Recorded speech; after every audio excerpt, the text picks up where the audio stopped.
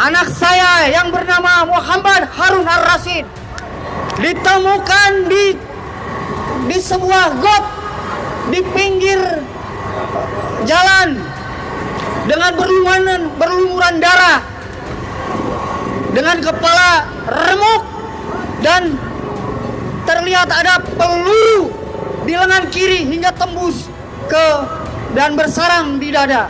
Pilihan Bapak ingin bersama kami atau Bapak lebih memilih bersama Jokowi musuh kami?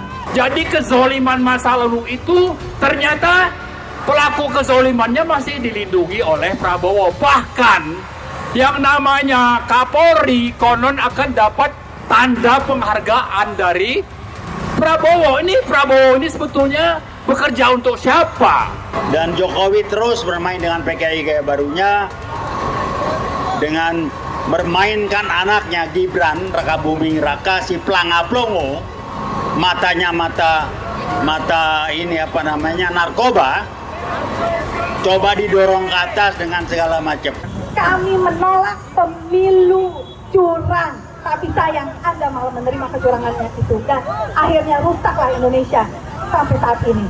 Tapi kami masih percaya sama Bapak. Pilihan Bapak ingin bersama kami atau Bapak lebih memilih bersama Jokowi musuh kami? Itu aja dari saya. Terima kasih. Wassalamualaikum warahmatullahi wabarakatuh. Waalaikumsalam warahmatullahi wabarakatuh.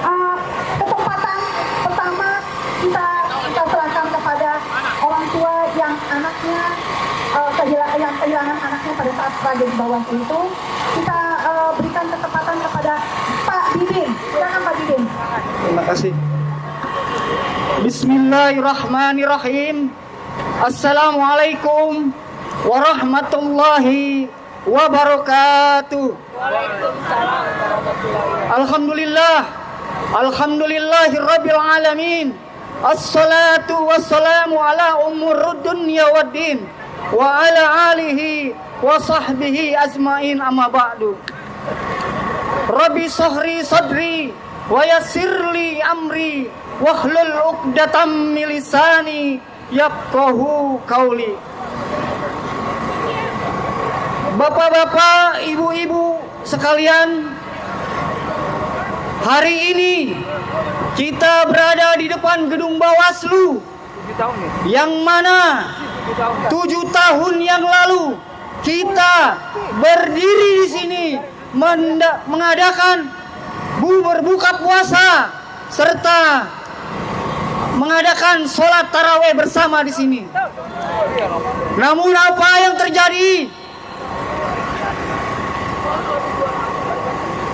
Jokowi dengan tangan kekuasaannya memerintahkan kepada aparatur negara untuk menembaki dan membunuh kita semua. Bahkan ketika malam tiba, masa digiring sampai ke Tanah Abang dan keesokan harinya sampai ke Selipi Jaya, yaitu di Jalan Kemanggisan. Disitulah anak saya yang bernama Muhammad Harun Ar-Rasyid ditemukan di sebuah got di pinggir jalan dengan berlumuran darah, dengan kepala remuk dan terlihat ada peluru di lengan kiri hingga tembus ke dan bersarang di dada. Dari 9 korban, ada beberapa anak yang di bawah umur yang dibunuh oleh aparatur negara. Ini hanya untuk mempertahankan kekuasaan Jokowi. Jokowi takut akan kekuasaannya runtuh. Untuk itu Jokowi memerintahkan aparatur negara untuk membantai rakyatnya yang menolak pemilu curang. Namun apa yang kita dapatkan pada hari ini? Ketika orang yang kita bela, ketika orang yang dulu kita perjuangkan, kini bersatu memakan nasi goreng spesial dari Bu Banteng. Dia bersatu dan kini mereka menari-nari di atas luka dan penderitaan rakyat. Untuk itu, kita di sini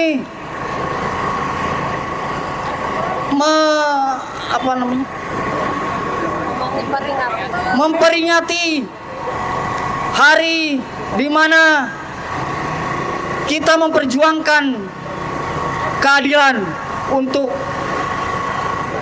pemilu kala itu. Dan tidak banyak ingin saya sampaikan, bahwasannya setelah beberapa korban berjatuhan, saya didatangi oleh beberapa wakil dari yang mengatasnamakan Bapak Prabowo Subianto. Dia mengatakan bahwasannya ketika itu sebelum sidang MK diputuskan, Bapak diharapkan menerima sejumlah uang agar Bapak tidak menuntut untuk keadilan anak saya. Uang itu berjumlah 200 juta. Tapi demi Allah, demi Rasulullah, saya tidak akan menerima uang itu, karena saya tidak menjual nyawa anak saya, karena saya tidak menjual perjuangan anak saya.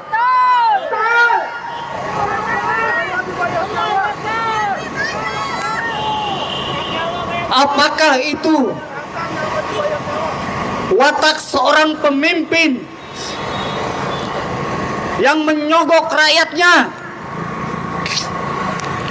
untuk nyawa seorang anak dihargai dengan beberapa jumlah uang? Kami tidak membutuhkan uang itu. Kami membutuhkan keadilan. Tangkap Jokowi. Adili Jokowi. Penjarakan Jokowi. Cabut hak politiknya. Miskinkan Jokowi. Miskinkan Jokowi dan keluarganya. Jokowi dan keluarganya masuk. Yang terakhir, saya ingin tutup dengan satu buah pantun.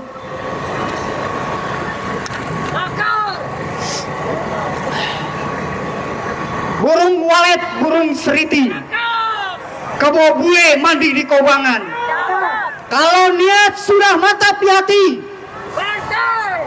bajingan-bajingan oligarki penguasa bukan sebuah halangan. Takbir, takbir, takbir. Sallu ala Nabi. Assalamualaikum warahmatullahi wabarakatuh. Terima kasih kepada Kang Didin. Dan untuk selanjutnya kami persilakan Bapak dari Akademisi UI Watch atau Pak TB atau yang Rizal.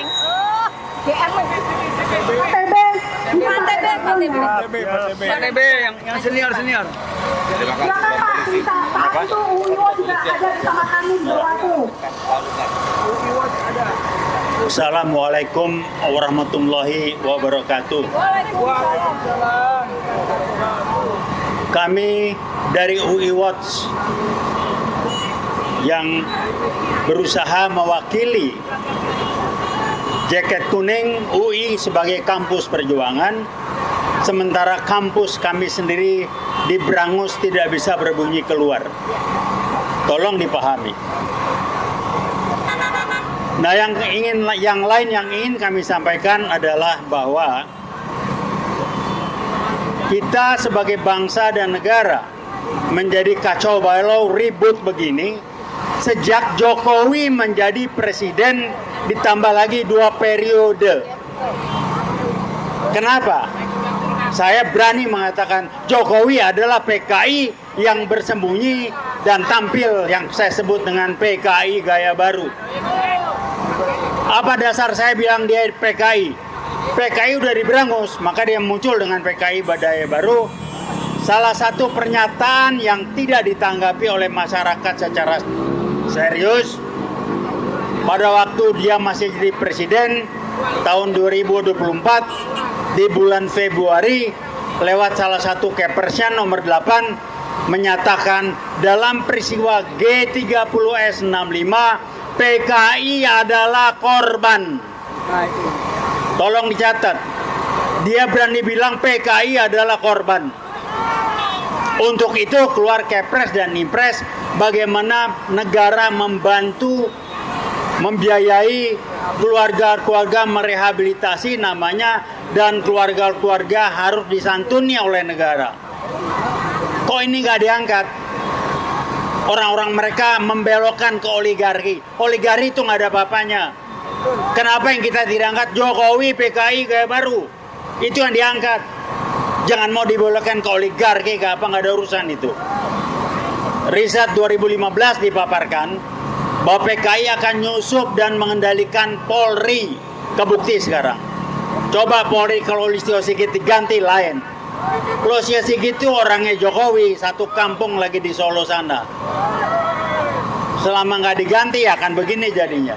Apalagi DPR disusupi, nggak berbunyi wakil rakyat kita. Jadi dua ini aja, tolong cek. Presiden-presiden kita sebelum Jokowi pernah bikin ribut nggak negara ini?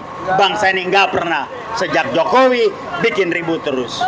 Itulah upaya PKI Gaya Baru, dendam yang dia sedang usahakan terus pada kita menumpas PKI G30S PKI tahun 65. Saya ngalamin.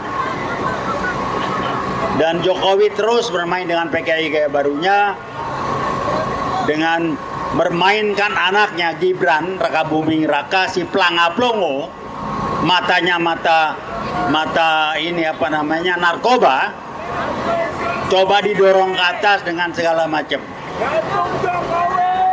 Jadi apa yang lakukan? Terima kasih. Memang Jokowi mesti dikerangkeng. Jadikan dia satu-satunya mantan presiden Republik Indonesia yang dikerangkeng seumur hidup. Buang ke Nusa Kambangan, dia merusak bangsa ini. Tolong cek data utang kita sejak Jokowi. Kita nggak tahu. Kita akan diadu dengan aparat, tahu saya. Saya 65, 66 ikut. Saya tahun kedua di Fakultas Ekonomi UI, ngalamin saya. Kita ngaduin PKI jelas. Ini PKI Gaya Baru yang namanya Jokowi. Saya kenal beliau. Approach-nya hebat, orangnya kayaknya rendah hati ini segala macam. Tapi main duitnya luar biasa. Nyetor uang haji. Yakut ngomong itu. Kok ini didiamin? Jaringan dia masih bermain. Siapa si rekap? Kok bisa Gibran muncul lagi? Nah sekarang udah diturunkan lewat putusan MK. Dia boleh nangis Bombay Jokowi sekarang. Jadi tolong melihat lebih luas. Jangan kita dibodohin, dibelokkan dengan sibuk dan oligarki. Nggak ada urusan. PKI Gaya Baru adalah Jokowi. Pada waktu zaman Jokowi lah, ingat ada kasus Kanjuruhan kilometer 50. Kok nggak bisa jelas sekarang? Polisi disusupi. Siapa Kapolrinya ketika kasus kilometer 50? Orangnya Jokowi itu. Saya nggak usah sebutkan namanya. Jadi kami hanya ingin mengingatkan Anda-Anda, jangan sampai kita mau diadu domba oleh Jokowi kepada aparat. Aparat dari kepolisian kita hargai. Mereka menjalankan tugas sesuai dengan apa yang harus dilakukan. Bukan kita harus diadu sama polisi, dijelek-jelekin. PKI Gaya Baru bermain Jokowi, saya ulangi lagi, PKI Gaya Baru. Jangan sampai kita mau dialihkan ke oligarki, nggak ada urusan. Aguan oligarki, ya kok dia bisa? Dia nyetor ke Jokowi berapa triliun. Kalau nggak nyetor nggak mungkin. Saya orang bisnis dulu, tahu saya. Jokowi terima duit banyak, makanya bisa bikin PEK 1, PEK 2. Kok didemin? Nyetor. Jadi itulah PKI Gaya Baru berusaha narik anaknya yang namanya Gibran, Plangaplongo, mukanya muka orang kena narkoba, nggak ada isi kepalanya, nggak tahu bermain di Sirekap, kok bisa jadi wapres? Anda bayangkan nggak? Kita punya wapres yang namanya Gibran, SMA aja nggak lulus, pendidikannya nggak jelas, otak-otak nggak jelas, muka-muka pelangap-pelongo, dipaksa. Saya nggak tahu apa yang terjadi di Sirekap. Ini permainan PKI kayak baru ngacak-ngacak.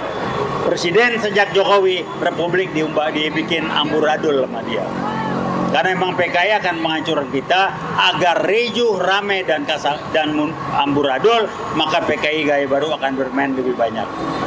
Jadi kembali saya cuma mengingatkan, jangan sampai kita diadu dengan aparat. Aparat melaksanakan tugas, rekan-rekan kami dari kepolisian kami menghargai, tolong juga pahami, kita menghargai kesulitan Anda, tapi jangan sampai rekan-rekan diadu dengan polisi dan juga sebaliknya.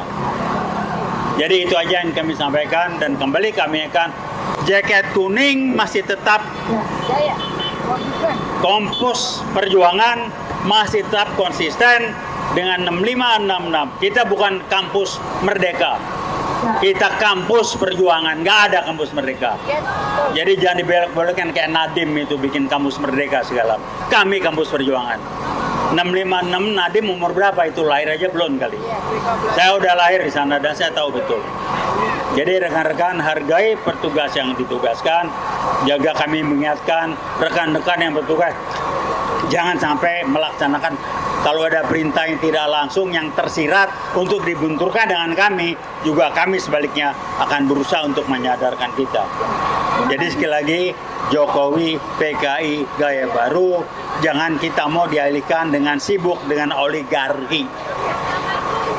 Angkatlah bahwa PKI, gaya baru, Jokowi, Kepres tahun 2024, bulan Februari nomor 8 mengatakan, saya ulangi, PKI adalah korban. Terima kasih. Wassalamualaikum warahmatullahi wabarakatuh. Makasih Pak TB, saya ucapkan, ya memang Jokowi ini luar biasa ya. Selain dia mewariskan kita hutang, apalagi yang dia wariskan? Seorang anak. Seorang anak yang dalam pemilihannya aja tidak menyalahi konstitusi, tidak menyalahi konstitusi. Dan kita negara demokrasi, kita tidak menerima KKN, karena KKN adalah hancurnya keberadaan dari suatu negara. Dan untuk yang berikutnya adalah kita panggilkan Bang Rizal Fadila, yang juga sedang mencari ijazahnya Jokowi, ijazah Jokowi. Kepada Kang Rizal, silakan Kak. Ya, Assalamualaikum warahmatullahi wabarakatuh. Allahu Akbar, Allahu Akbar, Allahu Akbar. Alhamdulillah, alladzi anzala sakinata fi qulubil mu'minin liyazdadu imana ma'a imanihim walillahi junudu samawati wal ard wa kana Allahu aliman hakima.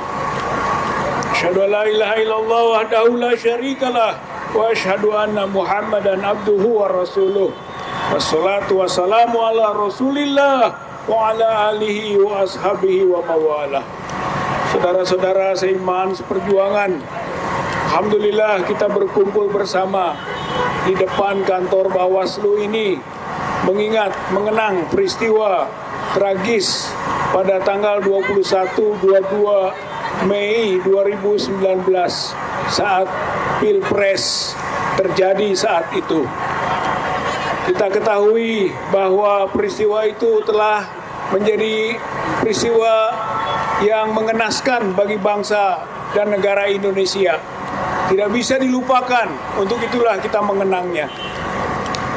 Ada prolognya, peristiwa 21-22 yang menimbulkan korban, meninggal 9 orang sekurang-kurangnya, 703 orang luka-luka. Itu ada prolognya. Prolognya adalah politik licik yang dikembangkan oleh Joko Widodo pada Pilpres 2019 itu. Kelicikannya pertama adalah bahwa apabila pilkada, wali kota, bupati maupun pilkada gubernur di tingkat provinsi Kalau petahana mau maju, itu harus berhenti. Tapi ini presiden petahana yang maju lagi tidak berhenti. Berarti itu kelicikan, karena dia bisa menggunakan fasilitas negara, TNI, Polri, birokrasi, pengusaha, bahkan dana-dana negara pun digunakan untuk kepentingan pemenangan pemilu. Ini adalah kelicikan. Kelicikan kedua yaitu otak-atik angka. Pasangan Jokowi Amin Ma'ruf Amin itu menang 55,5%. Sedangkan Prabowo Sandi 44,5%. Itu hasil kecurangan dan otak-atik angka. Sudah diketahui sebenarnya sejak awal bagaimana angka-angka itu bergerak dan tiba-tiba berubah. Bahkan masuk ke MK, MK-nya abal-abal. Ketua MK-nya Anwar Usman. Tahu nggak Anwar Usman?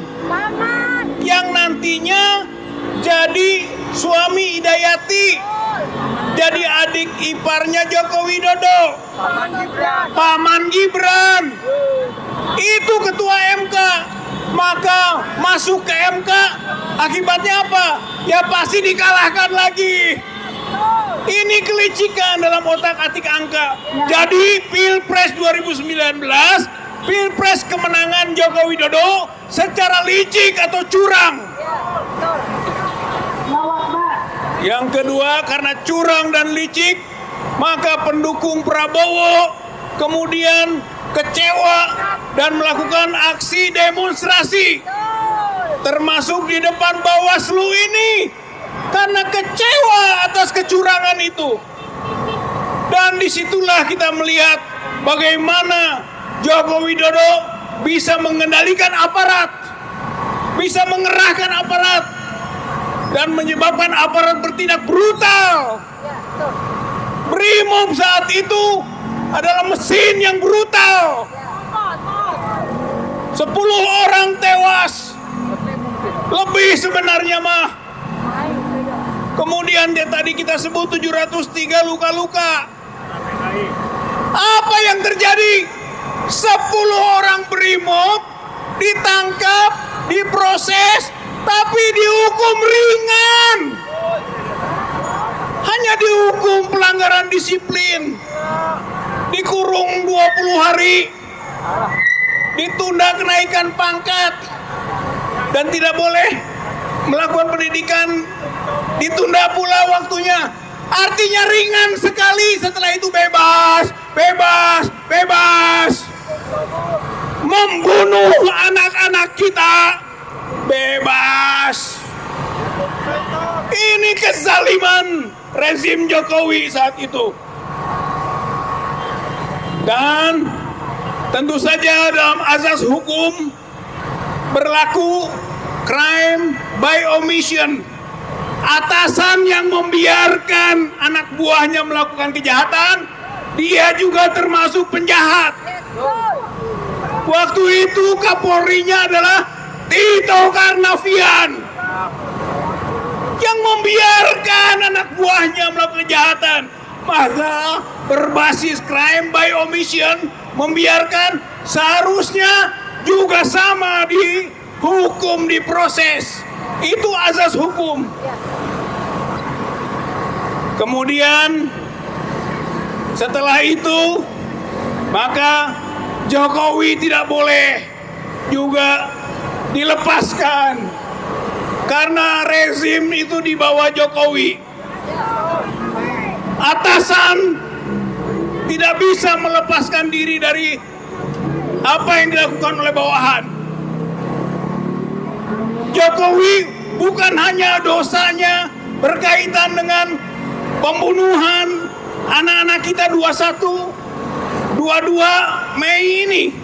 Tadi sudah disinggung, hampir 900 petugas pemilu KPPS itu tewas, hampir 900 tewas, tapi tidak ada tindakan apa-apa. Tidak ada tindakan apa-apa. Ini kejahatan kemanusiaan, crime of humanity, kejahatan kemanusiaan ini. Jokowi adalah pelanggar HAM berat. Pelanggar HAM berat itu hukumannya mati, saudara-saudara sekalian. Waktu itu berlaku KUHP lama. KUHP lama pasal 11-nya mengatakan bahwa model hukuman mati bisa digantung. Pasal 11 KUHP lama yang saat itu terjadi dan dipakai itu mereka yang dihukum mati bisa digantung. Maka sebenarnya gantung Jokowi. Gantung Jokowi. Itu hukumannya. Yang ketiga, selanjutnya adalah bahwa kita mendukung Prabowo pada waktu itu. Mendukung Prabowo, tapi Prabowo tidak peduli terhadap peristiwa ini. Apa harga nyawa, harga materi, pengorbanan tenaga dan waktu dan sebagainya. Tidak ada perhatian yang serius. Malahan menikmati. Setelah itu dia menjadi menterinya Jokowi. Menterinya Jokowi. Jokowi pengkhianat. Jokowi curang. Mengalahkan dengan cara licik. Mau jadi menterinya. Ini juga adalah pengkhianatan. Pengkhianatan terhadap para pendukung. Pengkhianatan terhadap rakyat. Oleh karena itu, bagi kita 22 Mei adalah hari kejahatan Jokowi dan hari pengkhianatan Prabowo.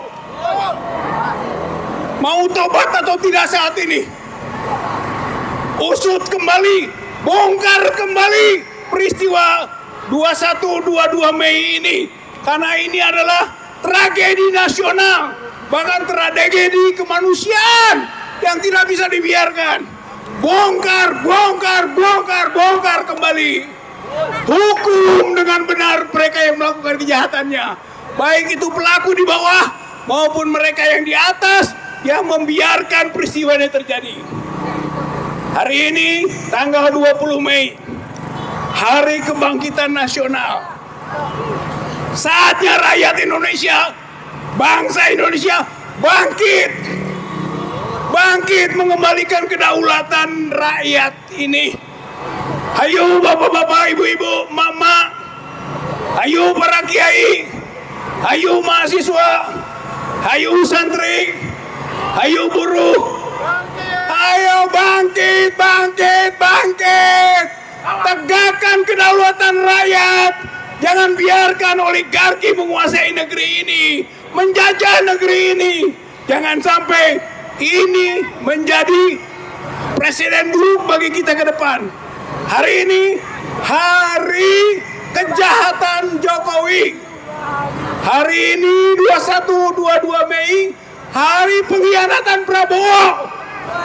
Oleh karena itu, hayu bangkit, bangkit, bangkit, bangkit, bangkit rakyat Indonesia. Kembalikan lagi kedaulatan rakyatnya. Allahu Akbar. Allahu Akbar. Allahu Akbar. Allah bersama kita. Nasrun minallah wa fathun qarib. Kemenangan itu dari Allah, pertolongan dekat. Maka Allahu Akbar. Allah Maha Besar menolong para pejuang-pejuangnya untuk tegaknya kebenaran, keadilan, dan kejujuran di negeri ini. Wassalamualaikum warahmatullahi wabarakatuh. Waalaikumsalam warahmatullahi wabarakatuh. Kemudian disusul oleh Bang Jali ya, yang sudah ada di atas, dan kemudian waktu nanti kita persilakan kepada Pak Marwan. Baik ya. Terima kasih kepada Mbak Menu selaku koordinator aksi hari ini. Kepada kawan-kawan panitia penyelenggara aksi, serta adik-adikku, saudara-saudaraku dari pihak kepolisian yang memang saya sudah minta untuk memberikan pelayanan dan pengamanan yang optimal dalam rangka mengambil dan memanfaatkan hak kita, hak konstitusional warga negara Republik Indonesia. Bismillahirrahmanirrahim. Assalamualaikum warahmatullahi wabarakatuh.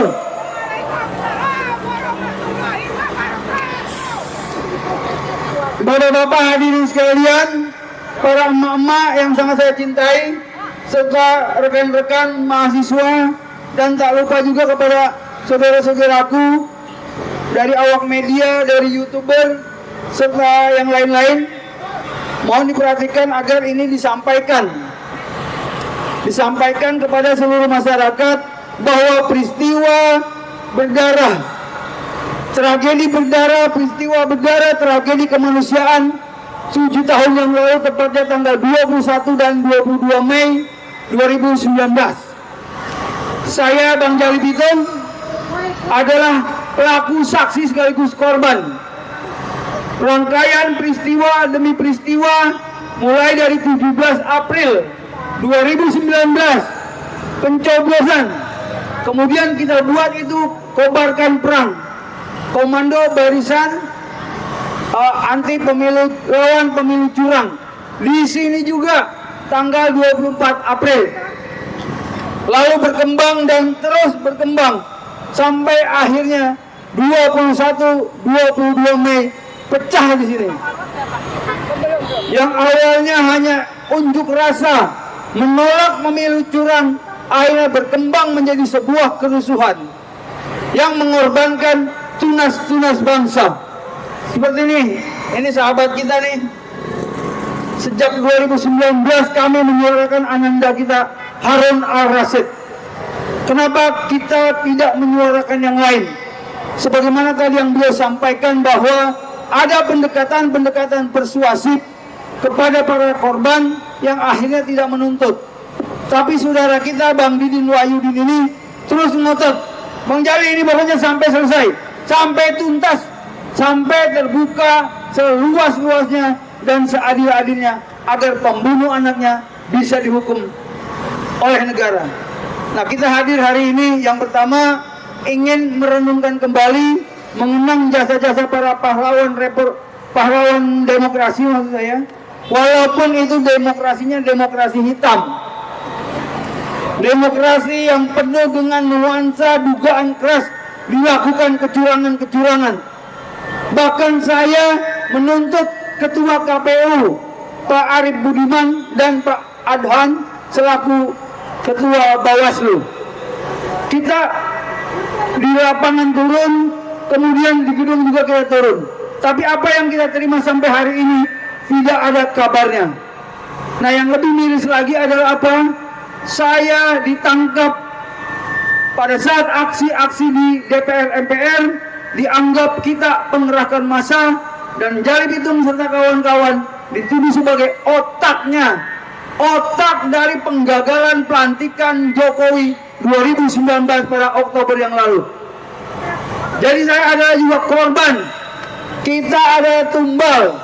Belum lagi nih ibu-ibu yang kehilangan anaknya, ibu-ibu yang kehilangan suaminya, suami yang kehilangan istrinya, yang sakit, yang korban banyak. 627 atau hampir 900 petugas KPPS sampai hari ini juga kita belum pernah dengar. Oleh karena itu, selain kita mengenang peristiwa berdarah, tragedi kemanusiaan yang sangat memalukan bagi bangsa kita, kita juga meminta, wahai Pak Prabowo, saya adalah relawan militan Pak Prabowo. Saya adalah pelaku sekaligus korban dan sekaligus tumbal dari demokrasi hitam. Kami meminta kepada negara, kepada Presiden Republik Indonesia Pak Prabowo Subianto, baik dalam kapasitas beliau sebagai presiden maupun sebagai kepala negara sekaligus kepala pemerintahan, agar menuntaskan persoalan bangsa ini. Takbir. Jika tidak diselesaikan, lalu apa yang kita wariskan kepada bangsa? Kita mewariskan hutang, bukan sekedar hutang uang, hutang anggaran, tapi kita hutang nyawa terhadap bangsa ini. Kita mewariskan dosa-dosa bangsa ini apabila Pak Prabowo tidak selesaikan. Belum lagi teman-teman kami ditangkap, banyak yang luka-luka, sampai hari ini masih banyak yang menderita. Belasan kami ditangkap, kami disimpan di mana? Di penjara buatan Belanda, kota Tangerang. Ada yang di Salemba, ada yang di Kota Bambu. Sampai sekarang kami para Tapol dan Napol era Jokowi belum ada perhatiannya. Mohon kepada pemerintah yang sekarang berkuasa, khususnya yang saya cintai ayahanda Pak Prabowo Subianto, untuk mengungkap ini sejelas-jelasnya. Dan ada juga teman-teman kita yang dulu pernah jadi korlap di sini, ada yang sudah jadi menteri, ada yang sudah jadi pejabat, kiranya yang sudah masuk ke lingkaran istana, tolong nasib orang-orang kecil, tolong nasib orang-orang kita, tolong para tapol-napol diperhatikan. Sekali lagi saya minta, khususnya para tapol-napol 2014, 2019, semua itu para pendukung Prabowo. Mereka bertaruh nyawa, harta, benda, tenaga, pikiran, bahkan air mata. Sampai saat ini satu nih, ini Bang Didin Wahyudin. Sampai sekarang dia tidak minta apa-apa. Dia tidak minta uang, dia tidak minta jabatan, dia tidak mau jadi menteri, RT pun nggak mau. Tapi yang dia minta adalah pertanggungjawaban terhadap peristiwa berdarah 212 Mei yang anaknya merupakan salah satu korban dari 9 tunas bangsa. Bayangkan, 9 tunas bangsa itu yang tercatat. Kalau pinjam istilah bapak saya, kalau orang mati itu bisa lebih, nggak mungkin bisa kurang. Contoh orang kecemplung, mati 10, oh ternyata hidup 1. Orang ditembak 20, jadi 15, nggak mungkin. Kalau dari 20 menjadi 21, justru itu mungkin. Tapi yang tercatat secara publikatif adalah 9 tunas bangsa. Kita tidak tahu Harun Ar-Rasyid nanti jadi apa. Kita tahu Ahmad Badiri jadi apa. Apakah dia jadi presiden, apakah dia jadi wali, kita tidak tahu. Oleh karena itulah nyawa satu anak manusia jauh lebih berharga dari isi dunia. Takbir! Allahu Akbar. Mungkin itu saja yang dapat saya sampaikan sebagai ungkapan rasa kekecewaan kami yang sampai saat ini masih menunggu. Sekali lagi saya mengucapkan terima kasih kepada para saudara-saudara yang sudah menjaga acara ini. Memang ini saya sudah pesan melalui media bahwa kita minta Kapolda Metro Jaya untuk memberikan pelayanan yang optimal agar tidak terjadi hal-hal yang buruk, agar tidak ditunggangi, agar tidak ada aksi-aksi bayaran yang berpotensi memecah belah anak bangsa dan beradu dengan kita secara konfrontatif. Nanti yang disalahkan kita dan polisi juga punya dampaknya. Maka saya tidak pernah dendam kepada adik-adik polisian, karena itu adalah tugas negara. Yang paling bertanggung jawab adalah pimpinannya. Baik pimpinannya, maka baik pula anak buahnya. Maka sering saya katakan, bagaimana kita akan mendapatkan seorang pemimpin yang baik apabila proses peralihan itu, proses pemilih itu dilakukan dengan cara-cara yang curang, dengan cara-cara yang tidak bermartabat. Demikian, terima kasih atas perhatiannya dan mohon maaf atas kekeliruannya. Assalamualaikum warahmatullahi wabarakatuh. Terima kasih kepada Bang Gali Pitung yang merupakan salah satu saksi utama dari kejadian tragedi Bawaslu 2019. Dan kepada selanjutnya Pak Marwan Batubara, silakan Pak. Baik, terima kasih. Assalamualaikum warahmatullahi wabarakatuh. Merdeka! Merdeka! Allahu Akbar! Allahu Akbar!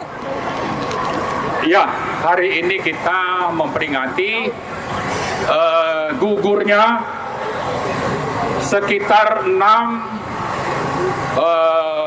peserta aksi tanggal 20-21 Mei 2019 di depan Bawaslu ini. Ya, belakangan ternyata yang gugur itu jumlahnya menjadi 10 orang.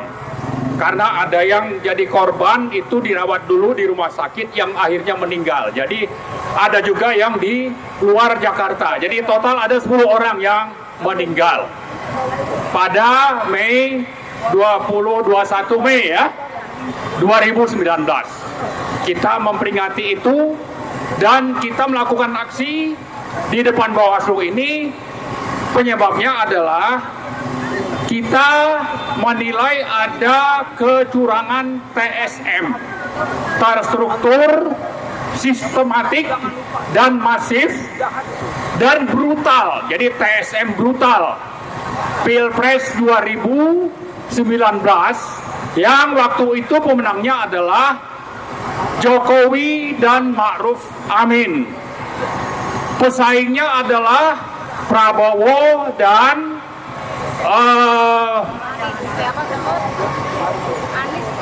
bukan, jadi dengan Mas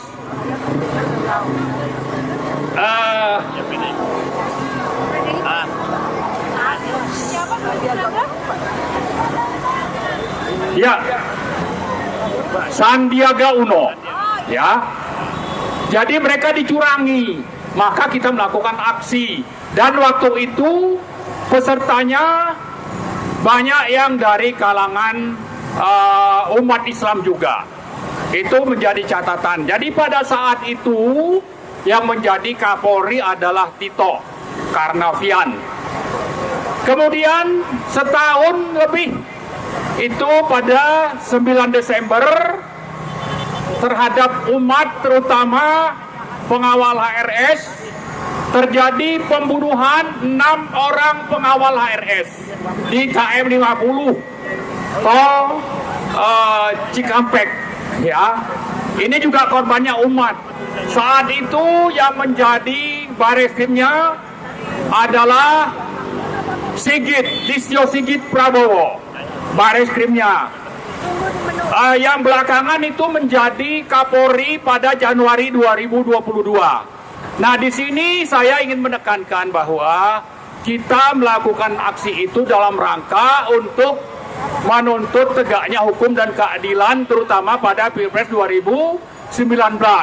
Kalau peristiwa KM 50 itu ternyata kita melihat ada target yaitu HRS untuk dibunuh. Tidak berhasil, yang berhasil dibunuh itu adalah 6 orang. Nah, belakangan di 2022 ada pengadilan dagelan ya. Malah kita sangat bisa memahami ada pengadilan rekayasa yang akhirnya itu meloloskan pembunuhnya. Tidak ada penegakan hukum juga, yang saat itu sudah dijabat Kapolrinya oleh Listio Sigit Prabowo. Jadi ada 2 Kapolri ya. Kalau kita lihat benang merahnya sejak 2019 sampai 2022 peristiwa pengadilan dagelan terhadap pembunuhan 6 pengawal HRS itu Kapolrinya sekarang malah masih menjabat ya. Tito jadi Mendagri, Listio itu sudah jadi Kapolri sejak 2021 sampai 2021 sampai 2026 sekarang ini. Jadi sudah lebih dari 5 tahun menjadi Kapolri. Nah, saya hanya ingin mengatakan bahwa kezoliman terhadap umat pada peristiwa pembantaian di depan Bawaslu ini, juga peristiwa pembantaian terhadap 6 pengawal HRS di KM 50 pada Desember 2020 ini tidak lepas dari orang-orang yang ada di sekitar Jokowi yang sekarang masih menjabat justru ya di kabinetnya Prabowo. Padahal Kalau 2019 saya juga waktu itu ikut, kita menuntut keadilan terhadap kecurangan TSM Pilpres 2019 yang kita dukung waktu itu adalah Prabowo dan Sandiaga Uno. Yang melakukan operator lapangannya itu adalah orang-orang yang menjabat sebagai pimpinan tertinggi Kapolri atau Polri yang sekarang justru menjabat gitu. Jadi ini sangat bermasalah, ada benang merah bahwa sebetulnya Polri ini adalah operator lapangannya geng Solo Jokowi yang sekarang masih menjabat. Lalu yang jadi korban itu adalah umat Islam. Pada peristiwa Bawaslu 20-21 Mei 2019 itu ada 10 korban. Kalau pada peristiwa KM50 ada 6 korban.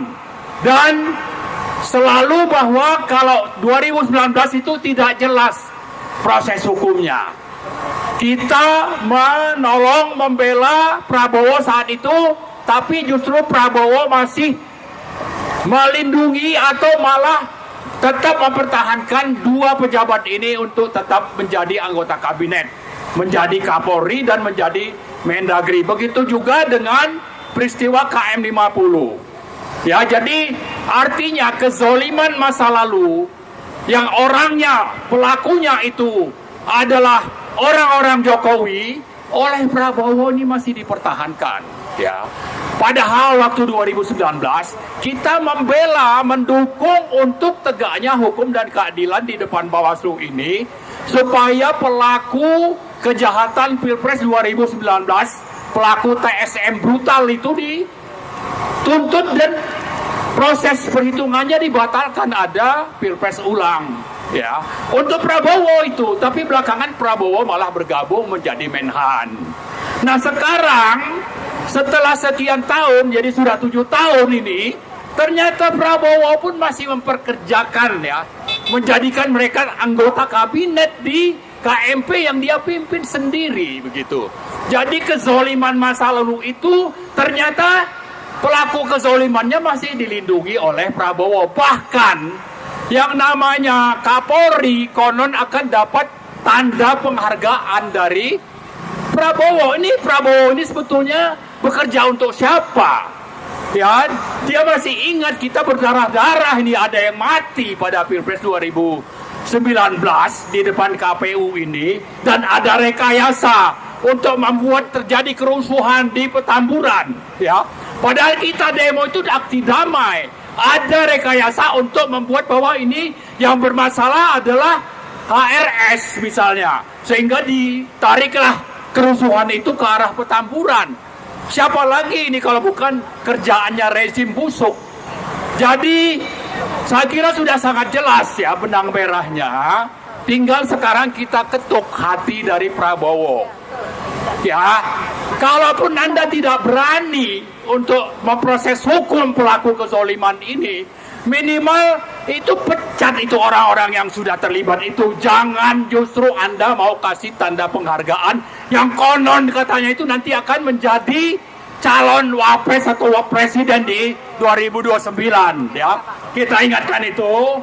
Maka mari kita terus bersuara, dan salah satu suara kita ini kita tujukan kepada Prabowo supaya jangan justru melindungi pelaku kezoliman, masih membiarkan geng Solo mencengkeram kabinet Anda. Kemudian rakyat terutama umat Islam ini selalu menjadi korban, baik itu peristiwa Bawaslu maupun peristiwa KM50. Kita mau ini kita jangan jadi korban. Karena itu kita harus bersatu. Kita perlu lanjutkan perlawanan ini bukan cuma hari ini. Terutama peristiwa Bawaslu dan peristiwa KM50 ini harus tuntas. Pelakunya masih ada, termasuk yang nama Dudung. Dudung itu adalah orang yang melakukan konferensi pers sebagai saudara, ya. Saya kira supaya jelas bagi kita bahwa Prabowo ini ternyata juga masih memperkerjakan yang nama Dudung pada saat menjadi Kodam, ya, Panglima Kodam Jaya pada KM50 justru menuduh bahwa orang-orang yang menjadi pengawal HRS itulah yang memprovokasi polisi, padahal mereka itu justru dikejar, ya, dikuntit untuk akhirnya dibunuh. Supaya kita pahami, saya kira itu saja. Terima kasih. Sekali lagi Pak Prabowo jangan melindungi pelaku kezoliman. Rakyat Indonesia terutama umat Islam mari bangkit untuk melawan kezoliman ini dan jangan pernah lupakan kezoliman yang sudah mereka lakukan. Terima kasih. Assalamualaikum warahmatullahi wabarakatuh. Waalaikumsalam warahmatullahi wabarakatuh. kepada Bapak Marwan. Terima kasih. Selanjutnya mungkin bisa lebih dipersingkat. Kepada Bapak Bapak siapa? Pak Samsir Jalil. Nah, oke. Pak Waktu dipersilakan. Samsir. Ini adalah seorang advokat dan juga adalah saksi dari Kan sudah ya? peristiwa Bawaslu 2019. Sudah kan? Ke calonnya. Assalamualaikum warahmatullahi wabarakatuh. Waalaikumsalam warahmatullahi wabarakatuh. Saudara sekalian, hari ini tanggal 20 Mei 2026, 7 tahun yang lalu, bangsa Indonesia merayakan pesta demokrasi, pemilihan umum. Pemilihan umum dilakukan pada tanggal 17 April 2019. Yang manggil-manggil bukan kita. Tapi sayang, pesta demokrasi betul-betul dicemari dengan kebrutalan kejahatan. Mulai dari sebelum pesta, itu presiden yang waktu itu yang masih berkuasa, Saudara Joko Widodo, sudah melakukan pelanggaran-pelanggaran yang berat dalam melaksanakan pesta demokrasi yang mestinya dilakukan pada tanggal 17 April 2019 tersebut. Sebenarnya, setelah pesta demokrasi tersebut, masyarakat yang sudah begitu banyak memiliki bukti-bukti pelanggaran dalam pemilu tersebut datanglah ke gedung ini, tepatnya tanggal 21-22 Mei 2019. Gedung ini, gedung Badan Pengawas Pemilu, adalah tempat untuk membuktikan bahwa pelanggaran-pelanggaran itu betul-betul TSM, terstruktur, sistematis dan masif. Tetapi apa yang didapat oleh masyarakat yang hadir pada waktu itu, di dekat kita ini, di tengah-tengah perapatan jalan itu, ketika waktu itu mobil komando berada di sana, di tengah-tengah itu ketika berorasi, tokoh-tokoh kita yang menyuarakan untuk menyampaikan pelanggaran-pelanggaran pemilu, mereka ditangkapi di tengah-tengah itu. Mereka berteriak di tengah-tengah itu, kami ditangkap di tengah-tengah itu, mereka nyampaikan. Jadi betul-betul proses pesta demokrasi, pemilihan umum yang mestinya dinikmati oleh seluruh bangsa Indonesia hancur lebur gara-gara masyarakat yang melihat dan membuktikan dapat membawa bukti-bukti yang kuat ke tempat kantor ini, Badan Pengawas Pemilu, tapi mereka ditangkapi di sana. Bukan hanya itu aja, proses itu begitu berlanjut sampai membawa korban 9 nyawa dan lebih lagi 500 orang menjadi cedera. Itu lebih kurang jam 22. Itu aparat itu melakukan tindakan represif. Mereka masuk ke ruangan ini dan menyerang ke segala arah, ke Tanah Abang, ke Petamburan, ke Benteng sana. Itu sekian banyak. Itu bunyi letusan itu bukan satu dua kali. Itu masyarakat sekitar sini itu mendengar tembakan-tembakan yang besar. Jadi hal-hal seperti ini sebenarnya kita juga masih mendapatkan ketika kita pesta demokrasi tahun 2024 yang lalu. Tetapi ya seperti itulah yang kita hadapi sekarang ini. Bapak-bapak, ibu-ibu sekalian, apa yang kita dapatkan pada waktu pesta demokrasi tersebut saat ini adalah apa yang ditanggung oleh seluruh masyarakat Indonesia. Negara kita hancur. Negara kita hancur. Kehidupan masyarakat susah. Semuanya serba terbatas, serba terjepit. Tenaga kerja semuanya sudah begitu kehilangan harapan.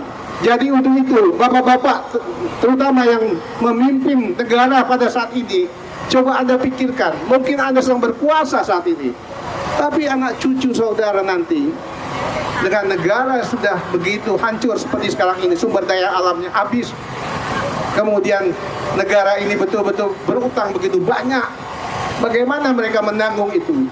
Jadi Anda semua yang sedang berkuasa saat ini, coba pikirkan itu.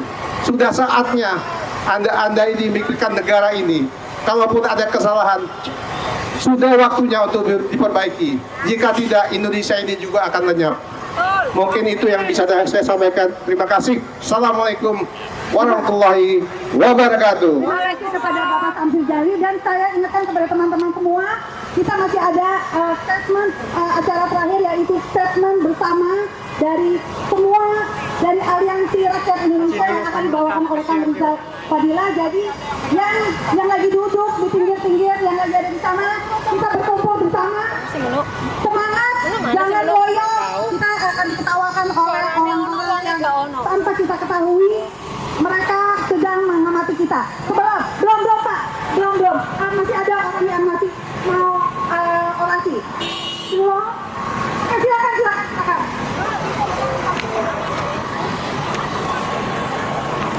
Baik, terima kasih. Selamat sore. Assalamualaikum warahmatullahi wabarakatuh.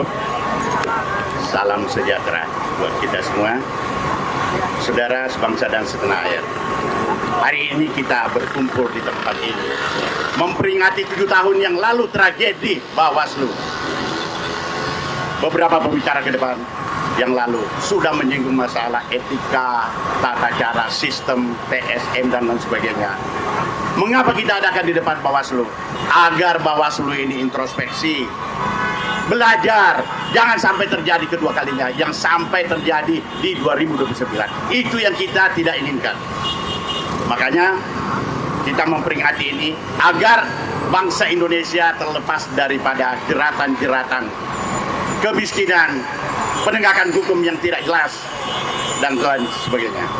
Oleh karena itu, saya himbau kepada para aparat hukum, baik TNI maupun Polri dan jaksa yang mengetahui, yang memegang fungsi hukum, berhati-hatilah dalam melaksanakan penegakan hukum.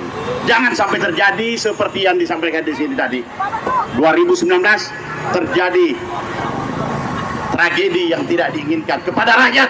Tidak ada perintah polisi dan tentara dan penegak hukum yang lainnya untuk mencederai rakyat. Itu yang kita peringati sore hari ini. Semoga hikmah dan substansi hari ini bisa ditelaah kita bersama. Kami rakyat biasa, sama dengan aparat hukum, TNI Polri, itu dari rakyat semua, ditunjang oleh rakyat, dibiayai oleh rakyat. Janganlah perlakukan seperti itu.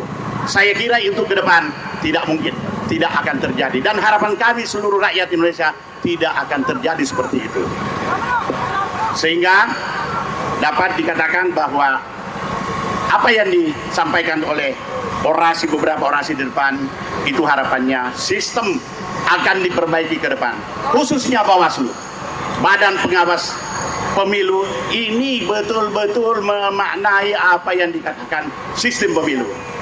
Jangan ngawur aja, karena Andalah yang kuncinya dalam pelaksanaan itu. Itu yang makanya kita adakan memperingati 7 tahun dan di depan Bawaslu. Kenapa kita tidak di depan kantor gubernur atau di depan istana? Karena ini kuncinya di sini.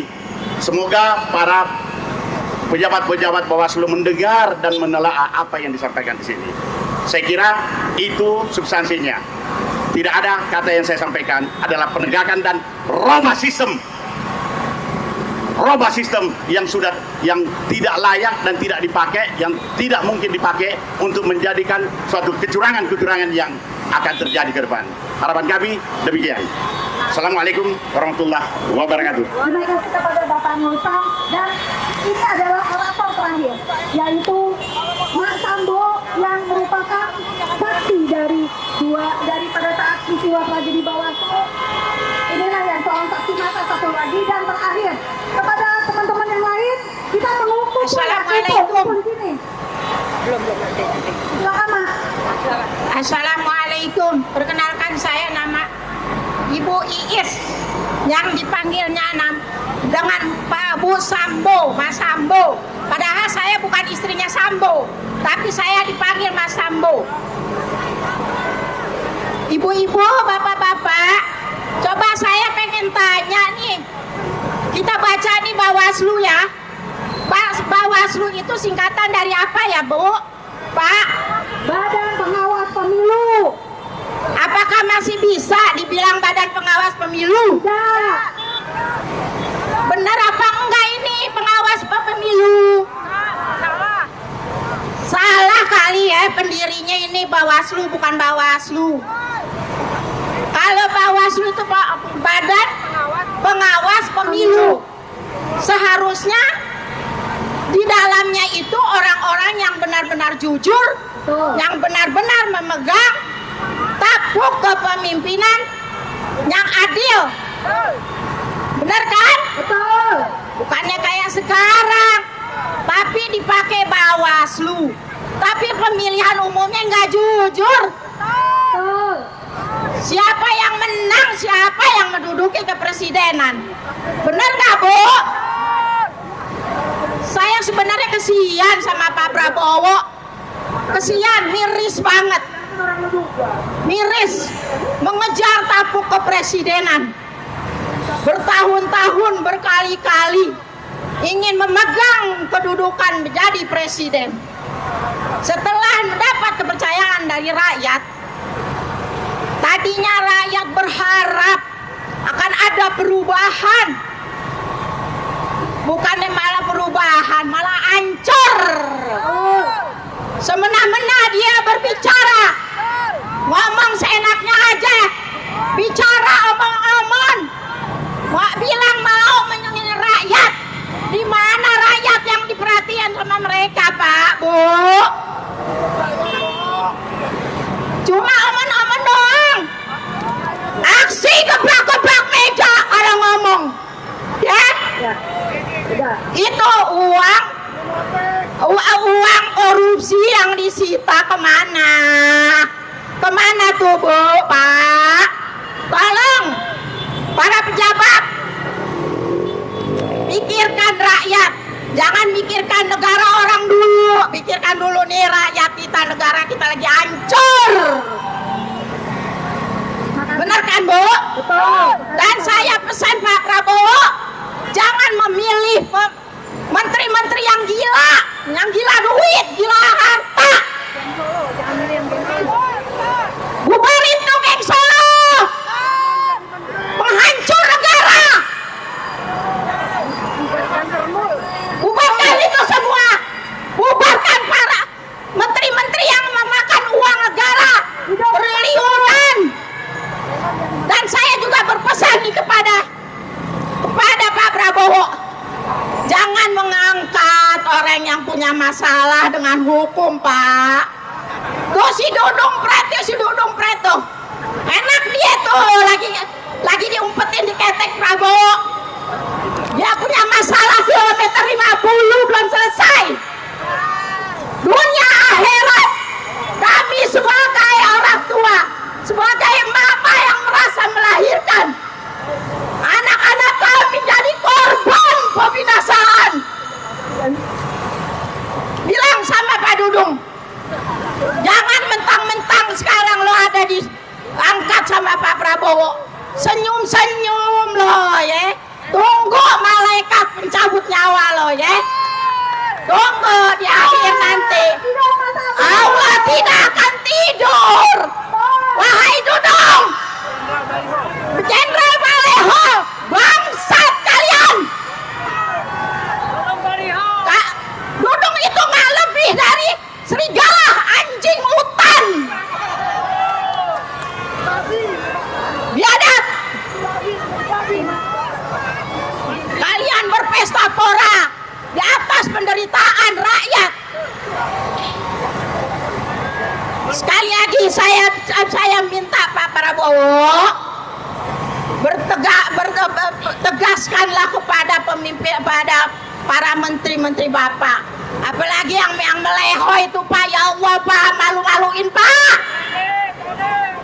Malu-maluin, Pak. Jangan diangkat, Pak. Jadi kuda bisik Bapak itu kagak bener, Pak. LGBT, kita memerangi LGBT, tapi Bapak yang mendekatin LGBT.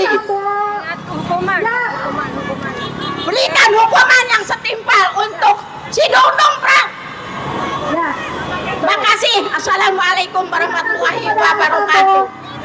Terima kasih Bu. Terima kasih Bu. Sekarang statement terakhir kita bersama-sama kepada Bang Rizal Fadila. Ayo kita kumpul semua yang masih ada di belakang. Kita kumpul semua yang masih ada duduk-duduk di pinggir. Kita kumpul semua. Kita akan mengikuti apa yang dibacakan oleh Bang Rizal Fadila. Kumpul semua, kumpul semua. Kita di sini bukan piknik. Ayo kumpul.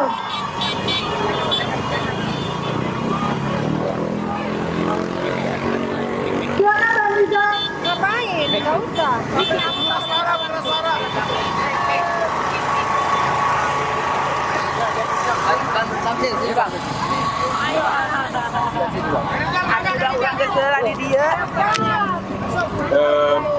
Bapak-bapak, ibu-ibu, saudara-saudara sekalian, kita akan bacakan pernyataan sikap bersama di Hari Kebangkitan Nasional Indonesia ini. Ya, mari bersama-sama nanti ya. Ini dari Aliansi Rakyat Menggugat. Aliansi Rakyat Menggugat untuk menggugat siapa? Menggugat oligarki ya, oligarki bisnis maupun oligarki politik, karena mereka yang menjajah kita. Oleh karena itu rakyat menggugat agar ARM menjadi Aliansi Rakyat Merdeka. Ya, kita merdekakan rakyat Indonesia ini dari penjajahan oligarki. Baik, kita bacakan ya bersama-sama. Pernyataan sikap bersama. Bangkitnya nasionalisme Indonesia. Dengan mengucapkan rasa syukur kepada Tuhan Yang Maha Esa. Allah Subhanahu wa Ta'ala. Serta dilandasi semangat Hari Kebangkitan Nasional. Kami sebagai warga negara Indonesia yang menjunjung tinggi demokrasi, keadilan, dan konstitusi, menyatakan sikap bersama atas kondisi bangsa dan negara saat ini. Melihat, mengikuti, dan merasakan perkembangan situasi nasional. Kami menyampaikan bentuk keprihatinan sekaligus tuntutan moral dan konstitusional kepada pemerintah dan seluruh pemangku kepentingan